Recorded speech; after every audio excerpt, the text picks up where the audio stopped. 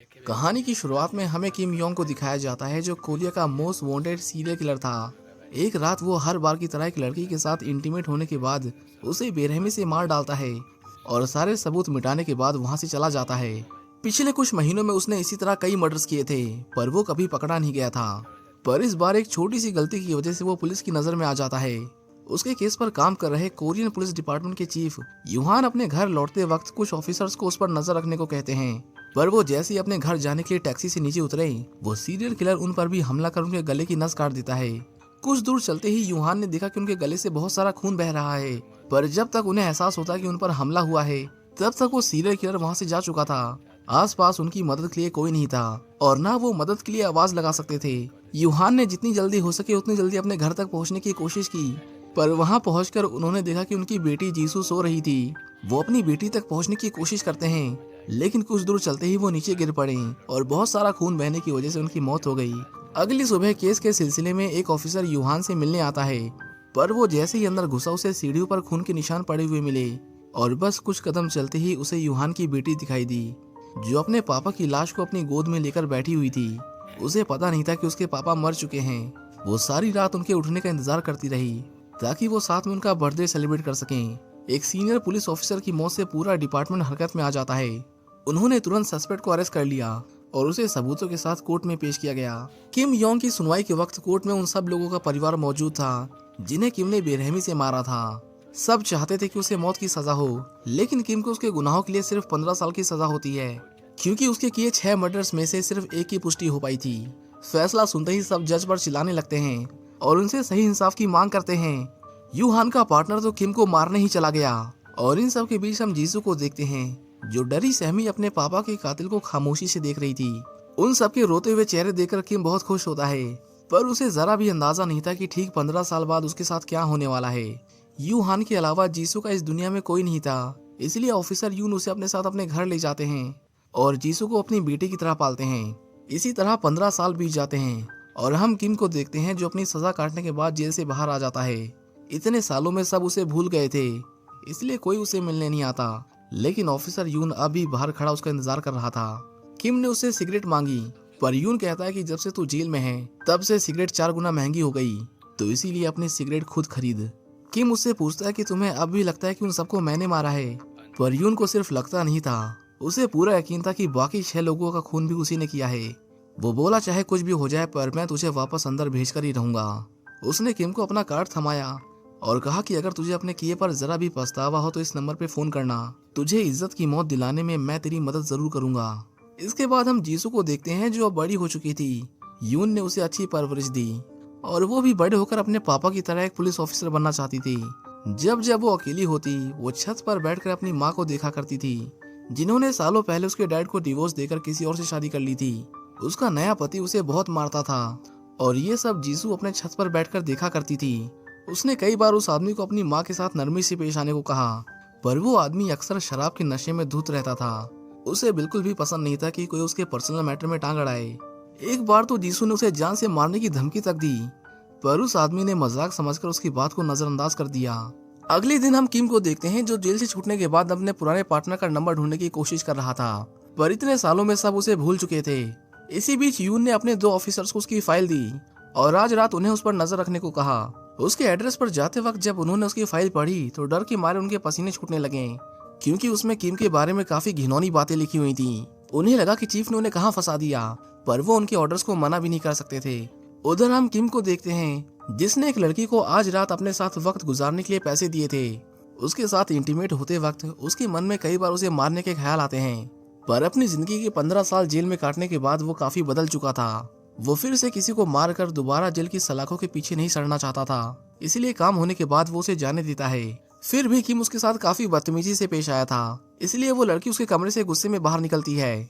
उसने अपने बॉयफ्रेंड को बताया कि आज रात वो मरते मरते बची।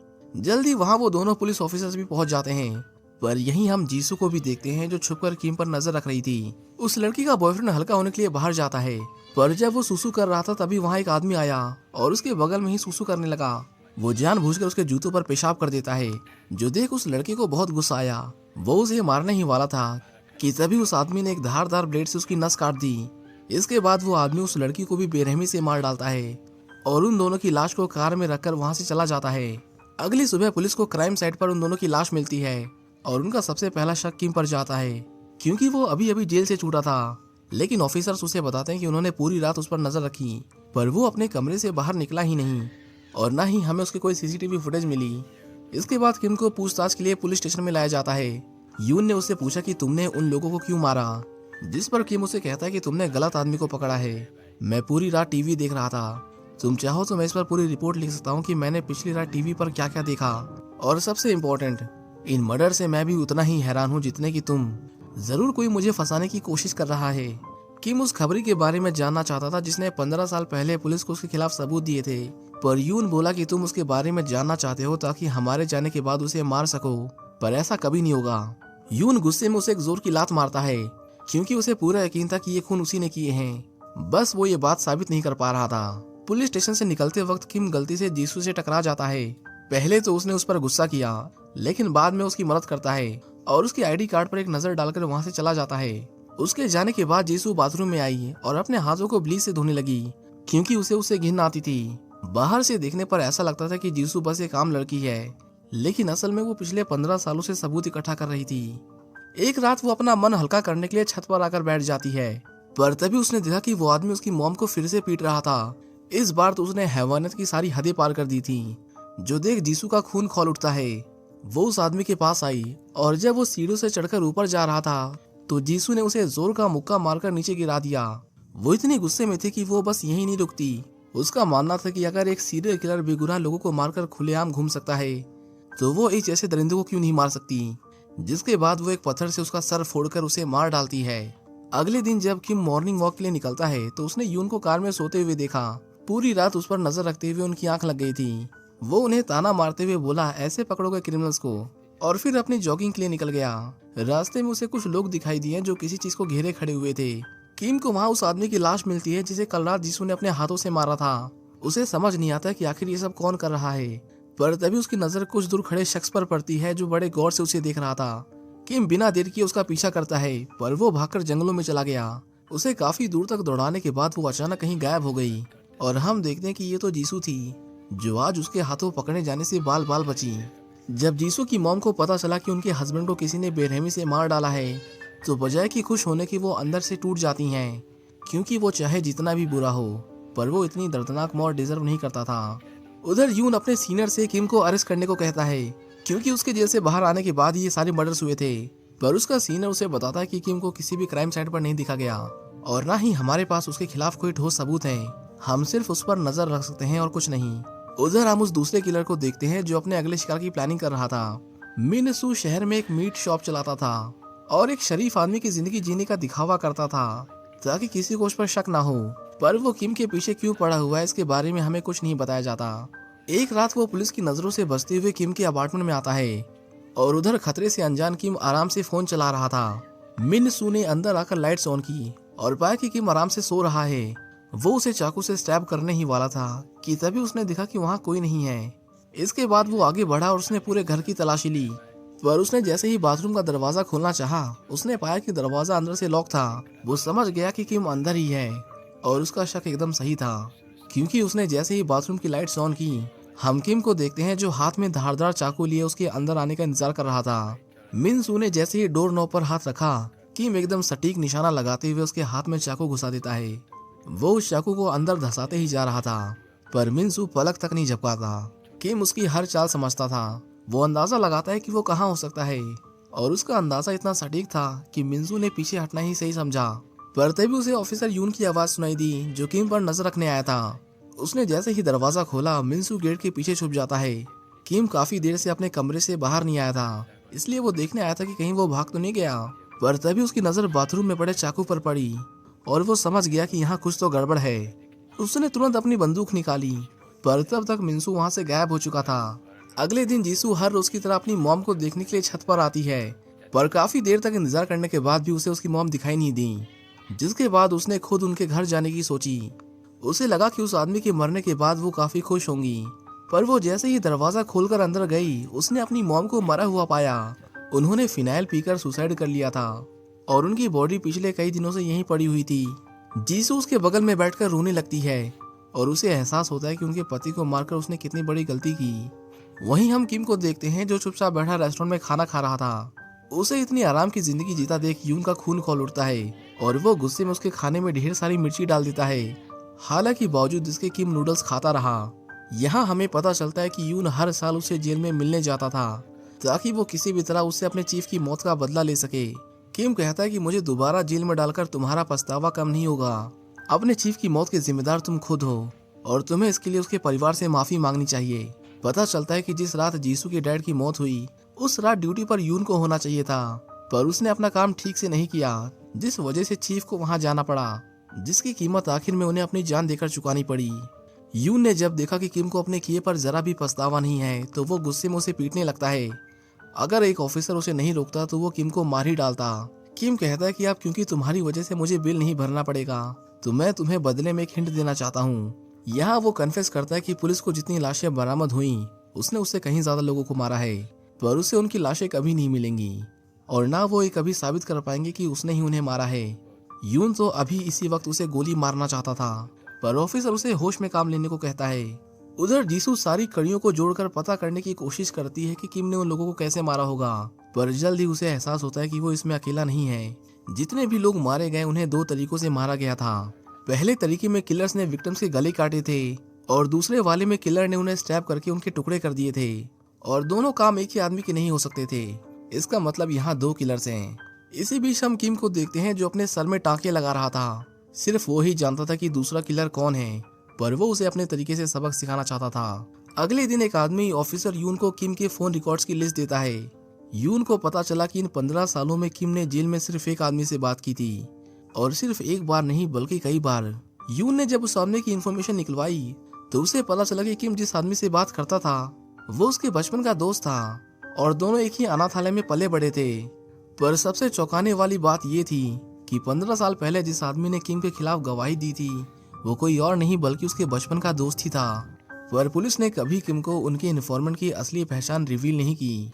फाइल में उसे एक लड़की की फोटो भी मिलती है जिसे किम ने मारा था, पर यह कोर्ट में साबित नहीं हो पाया। यून अपने लोगों से कहता है कि किम और मिंसू पर तब तक नजर रखो जब तक किम उसे ढूंढ ना ले, और जैसे ही वो दोनों साथ दिखें उन्हें अरेस्ट कर लेना। उधर हम जीसू को देखते हैं जो एक पेट शॉप पर जाकर एक कुत्ते का पट्टा खरीदती है।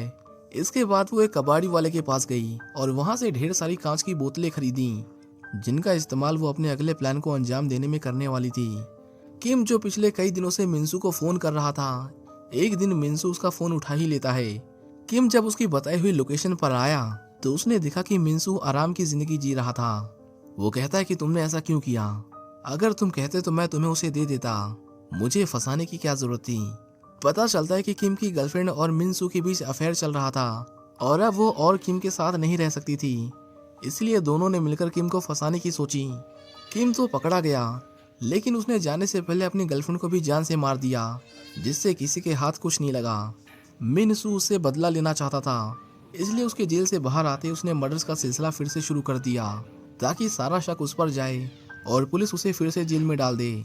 जाने से पहले किम मिंसू को धमकी देता है कि अगली बार जब हम मिलेंगे तो मैं तेरे शरीर के टुकड़े कर दूंगा और तू ये होते हुए जिंदा अपनी आंखों से देखेगा। उसकी धमकी से मिंसू बहुत डर गया था। इसके बाद वो अपने घर वापस आता है, पर जब उसने लाइट्स ऑन की तो घर में रोशनी नहीं होती। वो आगे बढ़ता है, पर तभी उसके पैर कांच के टुकड़ों पर पड़ जाते हैं। इतनी बुरी तरह घायल होने के बाद भी उसके चेहरे पर एक शिकन तक नहीं थी, जैसे कि उसे दर्द महसूस ही ना होता हो। जीसू जो उसके सामने बैठी थी कहती है कि तुम्हें तो अब तक गिर जाना चाहिए था, और बस इतना कहकर उसने उसके ऊपर करंट की नंगी तारें फेंक दी, जिससे लगने वाले झटके से मिंसू सीधा उन कांच के टुकड़ों पर गिरकर मारा जाता है। इसके बाद वो उसकी लाश को घसीटकर वहां से कहीं दूर ले जाती है। उधर किम जब अपने कमरे में लौटा तो वो बहुत खुश नजर आ रहा था। अब उसे पता था कि उसका दुश्मन कौन है और उसे उसका क्या हश्र करना है। आज रात वो फाइनली चैन की नींद सो पाएगा ये सोचकर किम बिस्तर में घुस गया, पर तभी उसे कुछ अजीब महसूस हुआ।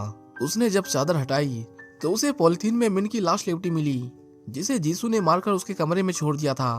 उसकी ये हालत देखकर किम के पैरों तले जमीन खिसक जाती है। पहली बार उसे एहसास हुआ कि दुनिया में उससे भी बड़ा कोई दरिंदा है। वो कुछ समझ पाता उससे पहले ही जीसू उस पर हमला कर देती है। उसने उसकी रिब में चाकू घुसा दिया, जिससे उसका हिलना मुश्किल हो गया। जीसू उसे बताती है कि वो कब से इस दिन का इंतजार कर रही थी और आखिरकार उसे ये मौका मिल ही गया। उसने किम को पट्टा पहनाया और उसे इतनी जोर से खींचा कि उसका दम घुटने लगा। वो चाहती तो उसे उसी वक्त मार सकती थी, पर वो ऐसा नहीं करती और वहाँ से चली जाती है।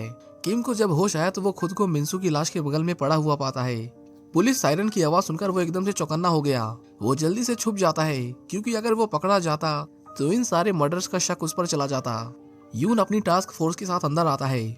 उन्होंने उसके पूरे अपार्टमेंट को सर्च किया, पर वहाँ उन्हें जो मिला उसे देखकर उन्हें अपनी आंखों पर यकीन नहीं होता।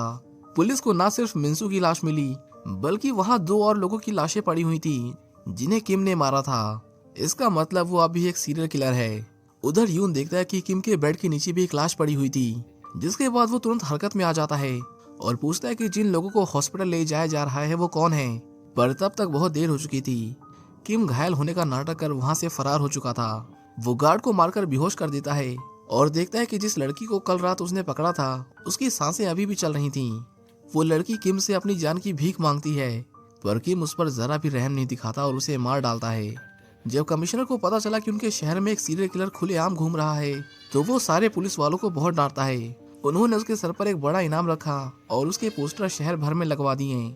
इसी बीच हम जीसू को देखते हैं, जो इस बात से बहुत खुश थी कि वो जल्द ही पकड़ा जाएगा, पर उसे अंदाजा भी नहीं था कि उसके सर पर कितना बड़ा खतरा मंडरा रहा है। उधर किम, जो पुलिस से मारा मारा फिर रहा था, मिन के घर में आकर छुप जाता है। उसे अब तक समझ नहीं आता कि ये कौन कर रहा है।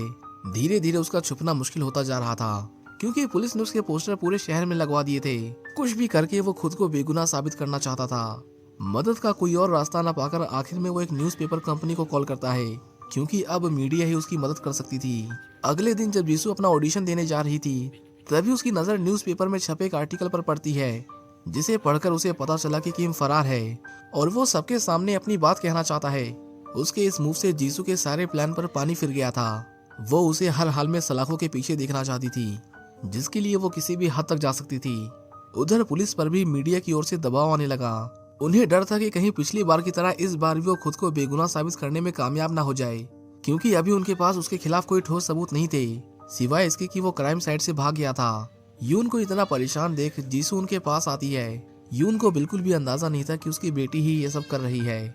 जीसू कहती है कि क्या आप जानते हैं कि बुराई कब जीत जाती है? वो तब जीती है जब अच्छे लोग कुछ नहीं करते। वो कहती है कि वो जो करने वाली है उसके लिए उसे हिम्मत चाहिए, और वो चाहती थी कि उसके जाने के बाद वो भी उतनी ही हिम्मत दिखाएं। यून को लगा कि वो अपने कल होने वाले ऑडिशन के बारे में बात कर रही है, पर उसे जरा भी अंदाजा नहीं था कि वो क्या करने वाली है। उधर किम आराम से बैठकर सोचने लगता है कि इन सब के पीछे कौन हो सकता है। उसने अपने पार्टनर के साथ मिलकर 15 साल पहले 12 खून किए थे, और उसके जेल से छूटने के बाद 6 लोग और मर चुके हैं। उसे याद आया कि उस दिन मॉर्निंग वॉक के वक्त उसे सड़क पर एक लाश मिली थी। वो अपने पार्टनर के खून करने के तरीके को अच्छे से पहचानता था, और उस लाश का किलिंग पैटर्न उन दोनों में से किसी से मेल नहीं खाता था। वो समझ गया कि जिसने उसे मारा है वही असली किलर है। वो जो कोई भी है उसे अच्छे से जानती है, और सबसे इम्पोर्टेंट, वो इन सारे मर्डर्स के लिए उसे फंसाना चाहती है। इसलिए उस रात उसने उसे नहीं मारा, क्योंकि अगर वो उसे मार देती तो पुलिस का शक उस पर चला जाता।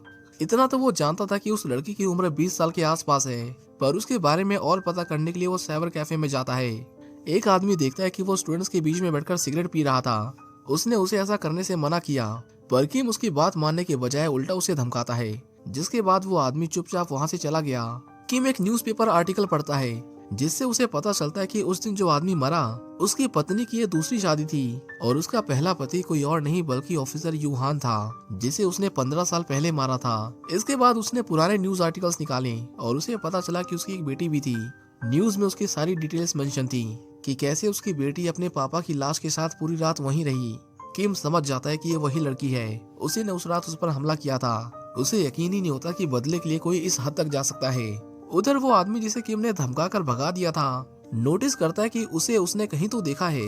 वो बिना देर किए ऑफिसर यून को फोन लगाता है और बताता है कि जिसे वो ढूंढ रहे हैं वो उनकी शॉप में ही बैठा है। लेकिन जब यून उसकी बताई हुई लोकेशन पर पहुंचा तो उसने देखा कि वो अपनी डेस्क पर नहीं था। उसने तुरंत हवा में गोली चलाकर सबको एक तरफ इकट्ठा होने को कहा, और बस इसी मौके का फायदा उठाकर किम वहां से भागने की कोशिश करता है। यून ने उसे पकड़ लिया और उसे बहुत मारा, पर किम तेजी से दौड़ता हुआ उसकी कार की ओर भागता है। उस दूसरे ऑफिसर ने उसे रोकने की कोशिश की, पर वो उसे चाकू से स्टैब करके वहां से भाग जाता है।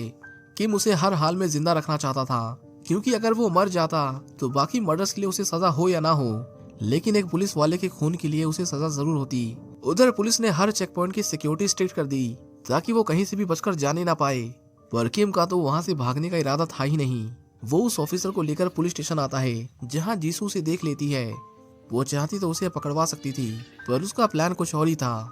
किम जल्दी से ऊपर आ जाता है और खुद को डिटेक्टिव बताकर एक आदमी से चीफ यूहान के बारे में सारी डिटेल्स निकलवाता है। किम को पता चला कि उसकी बेटी का नाम जीसू है और वो यहाँ हर रोज आती है। उसे याद आया कि उस दिन वो जिस लड़की से पुलिस स्टेशन में टकराया था वो जीसू ही थी। किम उससे उसका एड्रेस पूछता है और एड्रेस पता चलने के बाद उसने एम्बुलेंस को फोन कर दिया, जिससे उस ऑफिसर की जान बच जाती है। इसके बाद वो सीधा जीसू के घर जाता है ताकि उसे पकड़कर अपनी बेगुनाही साबित कर सके। वहीं दूसरी ओर जीसू उस पेट शॉप पर दोबारा जाती है और उनसे एक और कुत्ते का पट्टा मांगती है। किम बड़ी सावधानी से बेसमेंट में जाता है और डोरबेल रिंग करता है, पर तभी वहां अचानक लाइट चली गई और जैसे ही लाइट आई जीसू ने उस पर हमला कर दिया। वो उससे दूर भागने की कोशिश करती है, पर किम ने उसका पीछा किया और उसे धर दबोचा।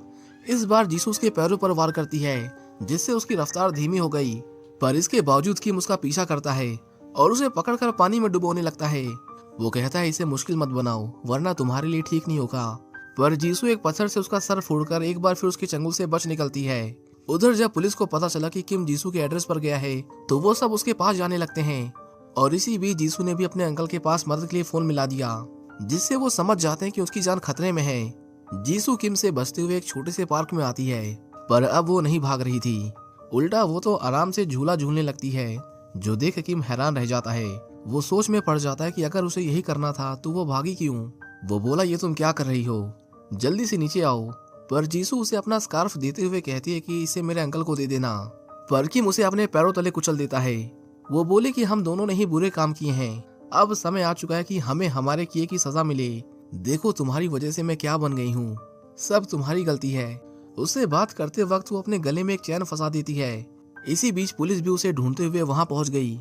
जीसू कहती है कि मेरा काम खत्म हुआ, तुमने सबको मार दिया और तुम्हें इसकी सजा जरूर मिलेगी। और बस इतना कहकर वो झूले से अपना हाथ छोड़ देती है। उसके गले में लगे पट्टे की वजह से उसकी गर्दन पर इतना जोर पड़ा कि एक ही झटके में उसकी मौत हो जाती है। जीसू ने उसके सामने खुद को फांसी लगा ली, जो देख किम को अपनी आंखों पर यकीन नहीं होता। वो कुछ समझ पाता उससे पहले ही वहाँ पुलिस आ गई, जिन्होंने उसे अरेस्ट कर लिया। इससे किम को इतना सदमा लगता है कि उसका शरीर एकदम से सुन्न पड़ गया। उसे यकीन ही नहीं होता कि कोई बदले के लिए इस हद तक जा सकता है। अब क्योंकि किम को ही क्राइम साइट पर पाया गया था, इसलिए उसे ही इन सारे मर्डर्स का प्राइम सस्पेक्ट माना जाता है। अब कोई तरीका नहीं था कि वो अपनी बेगुनाही साबित कर सके। उसे फिर से कोर्ट में पेश किया जाता है, लेकिन इस बार कोर्ट ने उसे मौत की सजा सुनाई। सभी विक्टिम्स के परिवार वालों की आंखों में आंसू थे कि आखिरकार उनके बच्चों को इंसाफ मिल ही गया। पर किम वो अब भी सदमे में था। उधर यून जब जीसू के कमरे में आता है तो वहां पड़ी चीजों को देखकर वो अपने आंसुओं को रोक नहीं पाता। उसे पता चल गया था कि जीसू ने ये सब जानबूझकर किया। उसने खुद अपनी जान ली ताकि वो किम को फंसा सके। किम को आखिरकार उसके किए की सजा मिल चुकी थी, पर इसकी उसे बहुत बड़ी कीमत चुकानी पड़ी। इसी के साथ ये कहानी यहीं खत्म हो जाती है। उम्मीद करता हूँ कि आपको ये मूवी पसंद आई होगी। Thank you for watching, see you in the next one.